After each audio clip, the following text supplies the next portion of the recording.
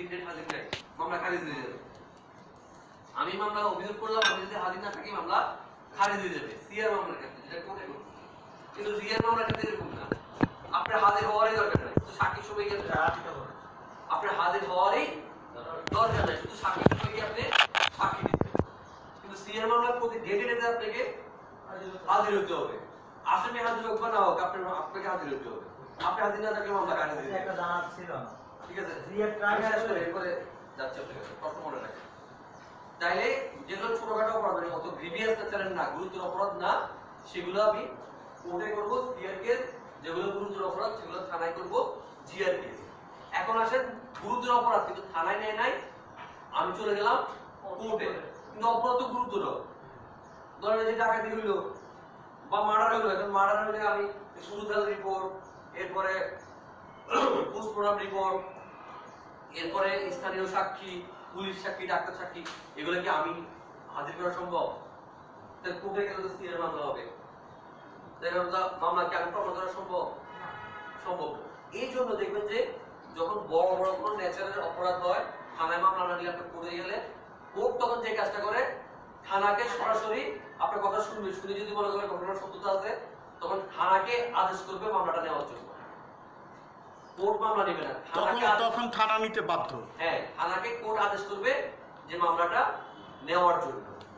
অথবা যদি কোর্টে আপনার কথা শুনে অত বেশি স্যাটিসফাই না হয়, তখন সে থানাকে বলবে তুমি তদন্ত করো, তদন্ত করে যদি সত্যতা পাও তাহলে মামলাটা নাও, তদন্ত করো, তদন্ত সারকে সত্যতা পাইলে মামলাটা নাও। তখন আর এটা সিআর কেস হবে না, তখন সে থানা থেকে মামলাটা চালু হবে, জিআরই হবে। যেগুলো বড় বড় নেচারের মামলা সেগুলা থানায় না নিলেও কোর্টে গেলে কোর্ট আবার থানার মাধ্যমেই মামলাটা নেওয়া হবে। এখন আসেন আপনার প্রশ্ন। হলো থানায় নেবে না, আমি কি থানাতে ট্রাই না করে কি কোর্টে মামলা করতে পারবো? ওই মামলা একই মামলা যদি নেচার গ্রিভিয়াস নেচারের হয়, তখন আপনি আমরা যেটা করি, লয়াররা যেটা করে, তখন আপনি থানায় গেলেই না, লয়ারের কাছে তখন আইনজীবীদের লিখে যাবে থানায় গেছিলাম, থানা মামলা লিখে দেন, আমি থানায় গেছিলাম, থানায় মামলা নিয়ে যাবো, থানায় যাই, ঠিক আছে। কিন্তু আপনাকে কোর্টে বলতে হবে যে আমি থানা মামলা নিয়ে না, ওই লাইনে যাবে না, লেগে যাবে মামলা হবে না। ওই লাইনে লেগে তখন কোর্ট সরাসরি বলবে আপনি থানায় যান আগে, মানে আপনার কথা না শুনেই বলবে যে থানায় যান। আবার ওইটা মিথ্যা প্রমাণিত করা যায় না, আমি থানা যাই না, ওইটা কোনো কারণে মিথ্যা প্রমাণিত করা যায় না। ওটাকে আর মানে ওরকম পুলিশ এসে আবার এটা প্রোটেক্ট করবে না, আমি থানায় যাই, এগুলো হয় না সাধারণত, ঠিক আছে। এই জন্য আপনি যখন কোর্টে গিয়ে যদি অভিযোগটা দেন, ওই লাইনটা দেখলে তখন কোর্ট বলবে যে আপনার থানায় যান আগে, আপনার কথা শুনবেই না। যদি বলেন যে আমি থানায় গেছি, থানা নেয় নাই, তখন শুনবে, শুনে তখন থানায় পাঠাবে, ঠিক আছে। আসে পিকচার আসলে নিতে হবে না, নিয়ম হচ্ছে আপনার থানায় যাওয়া, থানায় গিয়ে থানায় না গেলে কোর্টে যান, কারণ আপনি থানায় জানেন থানায় গেলে টাকা চাইলে অমুক হবে তমুক হবে, সেই জন্য আপনি কোর্টে গেলে, কোর্টে গেলেও লয়ারের কাছে গেলে লয়ার আপনাকে ফিরাবে না, লয়ার তখন মামলাটা ওয়েট করে, আমি কোর্টে গেছি, থানায় গেছি, থানায় মামলা। এখন আপনার ওই জায়গায় পুলিশ, আপনার নাম ভুলে গেছে, প্রতিমা, ঠিক আছে, প্রতিমা আপা, শুনেন, প্রতিমা দিদি, আপনি বলেন যে পুলিশ টাকা চাইছে রিপোর্ট দেওয়ার জন্য, রিপোর্ট বিপক্ষে দিয়ে দিছে।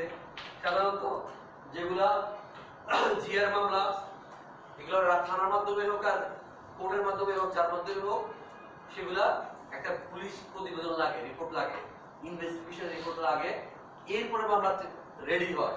ওই যে চার্জশিট দেয় বা এফআরটি বলে, মানে ফাইনাল রিপোর্ট বা চার্জশিট, ফাইনাল রিপোর্ট দেওয়া মানে মামলা শেষ। এর মানে অন্য জিনিস আলোচনা লিখে রাখি।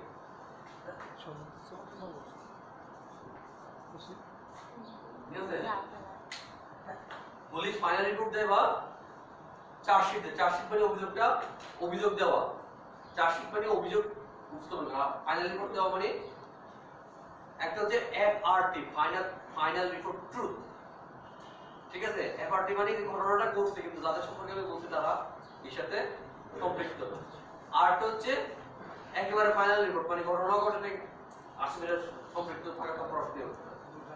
তো ফাইনাল রিপোর্ট দেওয়া মানে মামলা ওখানে শেষ। এখন আসেন পুলিশ যে রিপোর্টে দেয়, সবার জন্য পুলিশ যে রিপোর্টে দেয় বললাম না মামলা তো সব বিচার হয় কোর্টে, আপনার ওই রিপোর্ট পছন্দ হয় না, তখন ওখানে নারাজি দেওয়ার একটা সুযোগ আছে। রিপোর্ট পছন্দ না হলে নারাজি দেওয়ার সুযোগ আছে। এরপরে অন্য সংস্থাকে রিপোর্ট করতে দিবে, তাও আপনার পছন্দ না হলে আবার নারাজি দেওয়ার সুযোগ আছে। এরপরে যদি আপনি মনে করেন যে না বারবারই কোর্ট যে যাদেরকে দিচ্ছে তাদের আপনি কোর্ট চেঞ্জ করার অ্যাপ্লিকেশন দেওয়ার সুযোগ আছে, যে এই কোর্টে আমি এই বিচার পাচ্ছি না, আমি অন্য কোর্টে এর বিচার এটা বিচার হোক আমি চাচ্ছি, কোর্ট চেঞ্জ করার জন্য অ্যাপ্লিকেশন দেওয়ার সুযোগ আছে। সুযোগ নাই এমনটা না, এখন আলটিমেটলি যেটা হয় বললাম না জানার একটা বিষয় আছে। আর আমরা আসলে আর আমাদের গরিব দেশে এত বারবার এক খাতে আরেকটা যাওয়ার সাধ্য তো লাগতে হবে, সাথে একটা বিষয় আছে। আর দেখবেন যে মানে এই অপরাধের সাথে কারা জড়িত, দেখবেন যে খুব নির্মমিত্ররা জড়িত হয়, আর মানে মাঝখানে যারা তাদের কম জড়িত হয়, এবং আলটিমেটলি খুব কম লোকই আছে নট টেক ইট আদারওয়াইজ সে আসলে নিজে ঝামেলার লোকটা সে ঝামেলায় পড়ে গেছে, এরকম খুব কম হয়। হয় না বলবে না, হয় কম হয়। এখন এটাই বেশি হচ্ছে যে না, না, ঝামেলা এটা বেশি করতে হচ্ছে। চায় না, তাকে ইচ্ছাকৃতভাবে ফেলে দেয়, পড়ে যায়, তখন না না আপনি বাস্তবে কি মানে এখানে যারা আছে কয়জনের করছে? থানায় ধরে নিয়ে যে থানায় ধরে নিয়ে যে টাকা খাইছে, এটা তো অনেক পাওয়া। যেগুলো তুলে নিয়ে গেল বলে আমরা মাদক পাইছি, আমরা ইয়াবা পাইছি, টাকা দেয়। আপনি যখন ধরেন চিটং থেকে ঢাকায় আসতেন, দেখবেন যে রাস্তায় বাস চেক করে, দেখবেন যে সবাই চেক করে, দুই জনে চেক করে, ঠিক আছে? এবং যারা চেক করে দেখবেন যে তার কাছে আসলে ঘটনা আছে। হরের শিকার হয় না ওটা না, কিন্তু এটা সংখ্যা কম। ধরেন কোনটা চুরি করলে, কোনটা ডাকাতি হইলে পুলিশ যাদের থেকে ধরে ওরা কিন্তু ওদের রেকর্ড দেখেই ধরে, দেখবেন যে ডাকাত চক্রকে ধরে বসে আছে, ঠিক আছে? আলটিমেটলি হয় না আমি বলছি না, হয়, কিন্তু এবং দেখবেন যে এই থানায় আর হাসপাতালে দেখিয়ে, কোর্টে বা থানায় আর হাসপাতালে, এই যে তার রোগী অসুস্থ, সেই মামলা জড়িত কোর্টে হাজিরা দিচ্ছে, ব্যক্তিরা দেখবেন যে আজকে কোর্টে হাজিরা আছে, মনে হয় একটা পিকনিক ভাব, গিয়ে খাওয়া দাওয়া সারাদিন ওখানে ব্যয় করবে, মনে হয় পিকনিক, এই যে বিরিয়ানি খায় চাকরিটাকে দিয়ে আসবে, মেডিকেলে যাবে রোগী দেখতে, ওরে সবাই মিলে একসাথে দল বেঁধে যাবে, মনে হয় পিকনিক করে গিয়ে খাই দিয়ে আসবে, ঠিক আছে? দেখেন আপনি ম্যাক্সিমাম মেটে হয়, মানে আপনারা ওই ডাক্তারের খানায় পিকনিকের মতো আয়োজন করে বসে থাকি, মেডিকেলে যায়। এদিকে কোর্টে যারা প্রকৃতপক্ষে হয়রানি হচ্ছে বা অসহায় তারা ছাড়া ব্যক্তিদের খানায় গিয়ে পিকনিক করে। আজকে কোর্টে হাজিরা আছে, দেখবেন হাঁস মুরগি বিক্রি করে টাকা নিয়ে যায় পিকনিক করার জন্য, হোটেলে বিরিয়ানি খাবে, কিন্তু বাসায় রান্না বন্ধ হইবে, বাসায় রান্না হবে না। বাসায় রান্না হলে যদি সে হাজবেন্ড দুজনের রান্না হবে না, যদি শুধু হাজবেন্ড যায় বলে দিবে আমি খাবো না, আমি কোর্টে যাচ্ছি, কোর্টে খাবো। অথচ বাসায় থেকে রান্না করে নিয়ে খাইতে পারে, কিন্তু সে গিয়ে কিন্তু ওখানে কিন্তু যায় বিরিয়ানি খাবে, ঠিক আছে? তো যাই হোক, সেগুলো ধারাবাহিক চিত্র না, ভিন্নতা তো আছে। তাইলে যদি পুলিশ আমার বিপক্ষে রিপোর্ট আমার এটা অস্বীকার করার সুযোগ আছে। ওকে, এখন আসেন, যখন আমি বোর্ডে মামলা দায়ের করবো, সিআর মামলা যেটা দায়ের করলে আমাকে তো নিজে লিখি বা না লিখি, এটাকে আপনার কোর্টের বার ফর্ম আছে, ওই ফর্মের মধ্যে লিখে দিতে হয়। আলটিমেটলি আপনি মানে সরাসরি আপনি কোর্টে আসলে মামলা নিজে দাখিল করার সুযোগ নেই, একজন আইনজীবীর মাধ্যমে থেকে মামলাটা দাখিল করতে হবে। তার মানে আপনাকে একজন লয়ারের কাছে গেলে লয়ার একটা আর্জি লিখতে হবে, হ্যাঁ একটা পিটিশন, একটা দরখাস্ত লিখতে হবে, ঠিক আছে? আর্জি হচ্ছে সিভিল মামলা আর্জি বলে, আর ক্রিমিনাল মামলা অভিযোগ বলে। এটা আপনাকে লিখতে হবে, কমপ্লেন্টে লিখতে হবে, লয়ারে লিখতে বললে লয়ারে লিখতে। এখন থানায় যখন যাবেন তখন তার ওখানে আইনজীবী নেই, থানায় তার আইনজীবীর মাধ্যমে লিখে দেবেন। থানায় গেলে কি করতে হবে, থানায় একটা অভিযোগ আপনাকে নিজে লিখে নিয়ে গেলে ভালো, ঠিক আছে? অথবা আপনি বললে থানা নিজে লিখে দিবে, ঠিক আছে? এটাকে এই থানায় প্রথম যে অভিযোগটা লিখে আপনার বা আপনি নিজে লিখে নেন বা পুলিশ লিখে, ওইটা হচ্ছে প্রথম যে পৃষ্ঠার একটা লিখে পৃষ্ঠার একটা কি ঘটনাটা এক সংক্ষেপে পুলিশ লিখে বা আপনি নিজে লিখে নিয়ে গেলেন, এটাকে বলে এজাহার। এই এজাহারটাকে যেটা করে পুলিশের একটা ফরম্যাট আছে, ক কলাম খ কলাম গ কলাম কলাম আছে। প্রথম কলামে অভিযোগকারীর নাম, দ্বিতীয় কলামে আসামিদের নাম, ঘটনাস্থল, তারিখ, ঘটনা কখন ঘটছে, সাক্ষী কারা আছে, ইন ডিটেইলস একটা ফর্ম আছে বড়, ঠিক আছে? ওইটাকে বলে এফআইআর ফর্ম, ঠিক আছে? First information report form. আর যিনি প্রথম যিনি অভিযোগটা করে উনি হচ্ছে লিখছেন, সব তো ভুলে যাবেন। উনি হচ্ছে সবাই একটু লিখবেন করে। এফআইআর হইছে বলি না, এফআইআর হচ্ছে এজারটাকে যখন নির্দিষ্ট ফরম্যাটে ফেলে ওইটা হচ্ছে এফআইআর, ঠিক আছে? ওটা হচ্ছে ক্রিমিনাল কেসের ক্ষেত্রে, মানে যেগুলো থানায় হয় বড় অপরাধ, এগুলোর ক্ষেত্রে এজার হয়, এফআইআর হয়। প্রাথমিক তথ্য বিবরণ। তার মানে এখানে প্রথমে কি হচ্ছে প্রশ্ন লিখছি, এজার হচ্ছে এজার থেকে হচ্ছে এফআইআর, এরপরে আসবে কি ইনভেস্টিগেশন, তদন্ত। এজার হবে, এফআইআর হবে, তদন্ত। স্টেপগুলো হ্যাঁ, তদন্ত তারপরে কোনটা? তদন্ত করা হবে, সে হয়তো চার্জশিট দিবে অথবা এফআরটি দিবে, মানে ফাইনাল রিপোর্ট দিবে, ঠিক আছে? চার্জশিটের পরে কি হবে, এরপরে সাক্ষী, সাক্ষীর পরে এরপরে সাক্ষীর সাথে জেরা, সাক্ষীর সাথে জেরা, এরপর হচ্ছে আর্গুমেন্ট, আর্গুমেন্ট সাক্ষীর। এই চার্জশিট দেওয়ার পরে চার্জ শুনানি একটা হয়। আপনি আরেকবার একটু স্টেপগুলো ভালো করে বলেন বা লিখে দেন, আমরা লিখে নিই, এটা খুব দরকার। এগুলো আপনাদের পদে পদে লাগবে। এজার হলো এখান থেকে এফআইআর কি হয়? এফআইআর এফআইআর বলতে পুরোটা কি? এব্রিভিয়েশনটা লিখেন। First information report, first information report. প্রাথমিক তথ্য বিবরণী। প্রাথমিক তথ্য বিবরণী বাংলাদেশে। ফার্স্ট ইনফরমেশন রিপোর্ট, প্রাথমিক তথ্য বিবরণী। এরপরে আসবে তদন্ত হবে, এরপরে স্টেপ তদন্ত। এটা হচ্ছে জিআর কেস, জিআর কেস, এটা হচ্ছে সিআর না, এটা থানার মাধ্যমে হবে বড় বড়। থানার মাধ্যমে এফআইআর করতে গিয়ে ভাই এবারে পরে স্টেপ হচ্ছে তদন্ত। তদন্ত। এরপরে আসেন পুলিশ চার্জশিট দিল বা চার্জশিট মানে ফাইনাল রিপোর্ট। দুটো দুদিন চার্জ দুটো। যদি থাকে তাহলে চার্জশিট, অভিযোগ না থাকলে ফাইনাল রিপোর্ট। এটা আর কি একটু ভেঙে বলেন। যদি অভিযোগ পুলিশ যদি প্রাথমিকভাবে তদন্ত করে অভিযোগ পায় তাহলে সে চার্জশিট দিবে, যদি অভিযোগ না পায় তাহলে ফাইনাল রিপোর্ট দিবে। অভিযোগ পাইলে চার্জশিট, অভিযোগ না পেলে ফাইনাল রিপোর্ট। এরপর চার্জ যদি চার্জশিট দেয় চার্জ শুনানি হবে, চার্জ শুনানি। ওই সময় আসামিকে বল দেখবে যে সবসময় বলে যে আপনার বিরুদ্ধে অভিযোগ আনা হয়েছে, আপনি দোষী না নির্দোষী জিজ্ঞাসা করে, মানে চার্জ শুনানিতে যদি সে বলে যাবে দোষী তাহলে তার বিচার দরকার আছে না, তাহলে তার স্বীকারোক্তি করে শাস্তি দিতে পারে। সে যদি নির্দোষ বলে তখনই পরে স্টেজে যাবে, বিচার শুরু হবে। হ্যাঁ তখন বিচার শুরু হবে। যদি সে চার্জ শুনানির সময় সে যদি বলে যাবে দোষী তাহলে তার সাক্ষী প্রমাণ দরকার নেই, সে দোষ স্বীকারই করবে। এই জন্য তাকে অভিযোগ করে শোনানো হয়।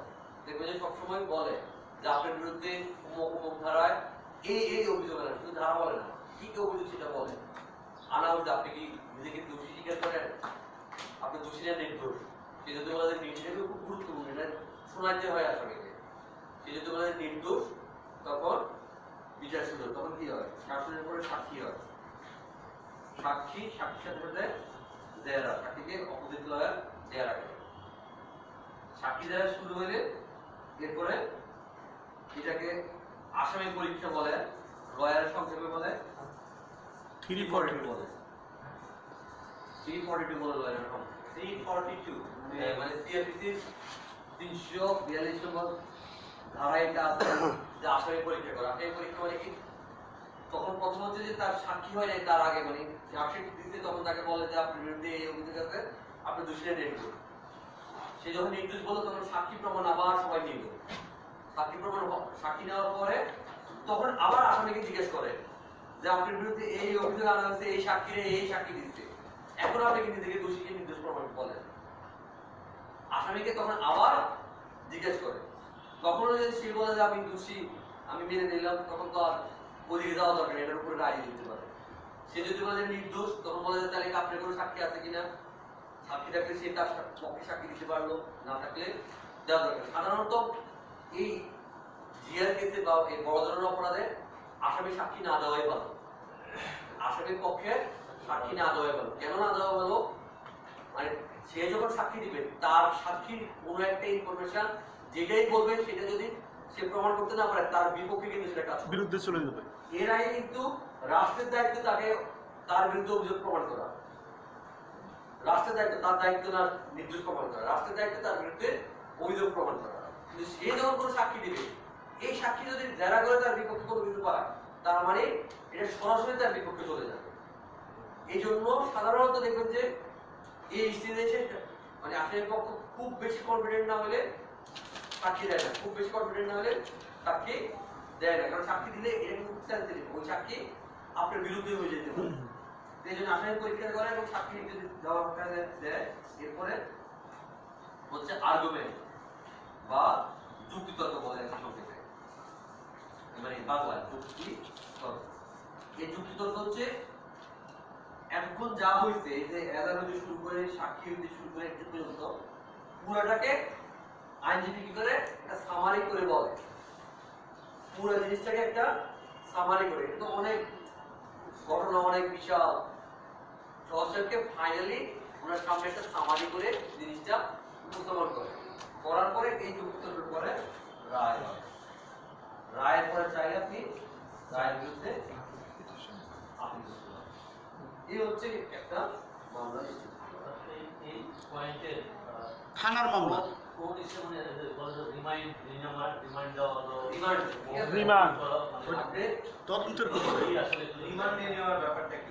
রিমান্ডে নেওয়ার অনুরোধ হচ্ছে যখন একটা আসামিকে ধরে, সেটাও কিন্তু এই পুলিশের পুলিশ কেসে কিন্তু থানার মামলা, সিএর মামলা, জিআর মামলা, আসামিকে ধরার পরে তখন মানে মামলায় আর কেউ সম্পৃক্ত আছে কিনা বা ঘটনাটা অ্যাকুরেট ঘটনাকে বের করার জন্য পুলিশ কোর্টের কাছে বলে যে ওকে আমি রিমান্ডে 5 দিন বা 10 দিন রিমান্ডে দিতে চাই। এই রিমান্ডে নেওয়ার অর্থ হচ্ছে আমাদের দেশে আমরা বুঝি রিমান্ড মানে মারধর, টর্চার। আসলে তাই নয়, রিমান্ড মানে মারধর, রিমান্ড মানে টান। হ্যাঁ, আইনের ভাষায় রিমান্ড মানে ওকে একান্তে জিজ্ঞাসাবাদ, রিমান্ড মানে একান্তে তাকে জিজ্ঞাসাবাদ। তো এখন একটা আসামি, ধর একটা মার্ডারের মামলা আসামি, তাকে কোর্ট কি করতে পারে? রিমান্ডে দিতে পারে, অথবা জেলখানায় পাঠাতে পারে, অথবা জামিন দিতে পারে। জামিন দিলে তো সে তার মতো তার পরিবারে চলে গেল, আর নাইলে যদি রিমান্ড না দেয় জেলখানায় পাঠালে সে জেলে চলে গেল।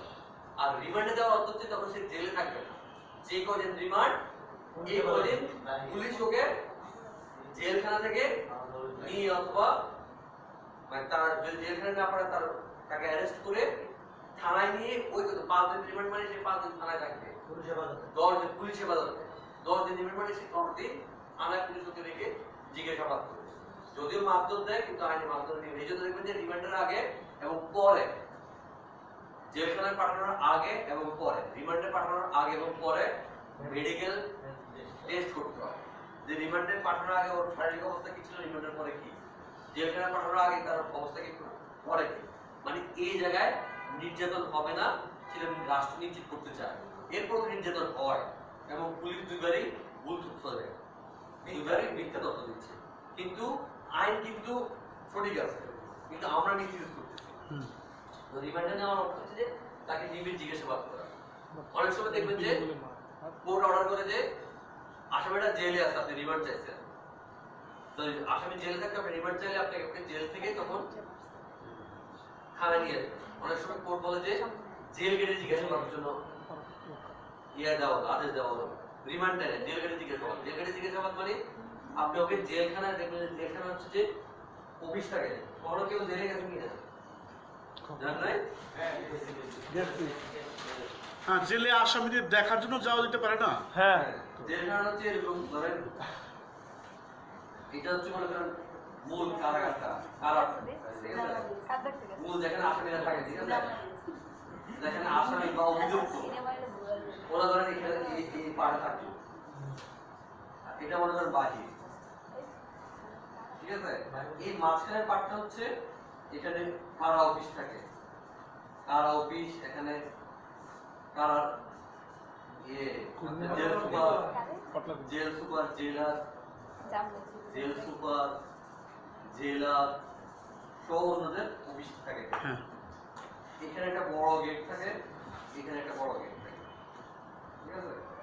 এই বাহির থেকে এই দুটা গেট, একটা বড় লোহার গেট থাকে, এই দুটা গেট কখনো একবারের জন্য না, কখনোই একই সময় খোলা থাকে না, কখনোই না।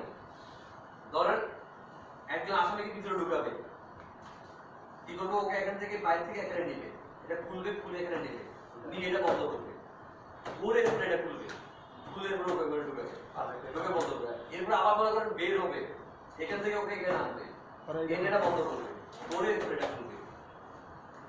খাবারের গাড়ি ঢুকবে, এই জায়গাটা অনেক বড়, কিন্তু মাঝখানে জায়গাটা অনেক সময় খাবারের গাড়ি ঢুকে, অনেক কিছু ঢুকে না, বা ভিতরে ময়লা যেগুলো বাইরে করে, একইভাবে ধরেন গাড়িটা পুরো এখানে ঢুকাবে, ঢুকে এটা বন্ধ করবে, করে এটা খুলবে, খুলে ওকে ঢুকানোর পরে এটা বন্ধ করে, দুটো একসাথে খুলবে না, একটা খুলে আরেকটা, কারণ মাঝখানে এনে রাখে, ঠিক আছে? এখন যখন বলে যে জেল গেটে জিজ্ঞাসাবাদ, তখন ওকে এনে এখান থেকে এনে এই কারা অফিসে, পুলিশ গিয়ে কারা অফিসে জিজ্ঞাসাবাদ করবে, বাইরে আনতে পারবে। মারধরের সুযোগ নেই, মারধরের সুযোগ নেই। এবং কারাগারে কিন্তু আসামিদেরকে মারধর করে না, খেয়াল করেন, কোন আসামি বা অভিযুক্ত ব্যক্তিকে কারাগারে মারধর করে না। কখন করে? যখন ওখানে কারাগারে মারধর করে, যখন কখনো উশৃঙ্খলতা করবেন, আবার ওখানে যেটা হয়, ওখানে দুই টাইপের লোক থাকে, কিন্তু একটা হচ্ছে কনভিক্টেড, একটা হচ্ছে আন্ডার ট্রায়াল। কনভিক্টেড হচ্ছে যে সে তার সাজা হয়ে গেছে, সাজাপ্রাপ্ত। আন্ডার ট্রায়াল মানে তার মামলা এখনো বিচারাধীন, ঠিক আছে, হাজত দেওয়ার পরে। তো এখন যারা অনেক দিন ধরে কয়েদি আছে, ওরা কি করে, একটা সিন্ডিকেটের মতো হয়ে যায়। ওরা তখন ওই যারা নতুন ভাবে ওদেরকে টাকা দেয়, না দিলে মারধর করে, মানে ওখানে পুরা বস, ওই জায়গার নেতা, ওখানে একটা সিন্ডিকেট চক্র কাজ করে। এটা এই যে সিন্ডিকেট চক্র কাজ করে, এটা কিন্তু আবার কারা ঢুকতে কোন দিন দেওয়া যায়, ওরা ভিতরে থেকে মাসোরা পায়, ভাগ পায়, ঠিক আছে? এবং কারাগারে কিন্তু ভিতরে কিন্তু সবই লেনদেন হয়, ঠিক আছে?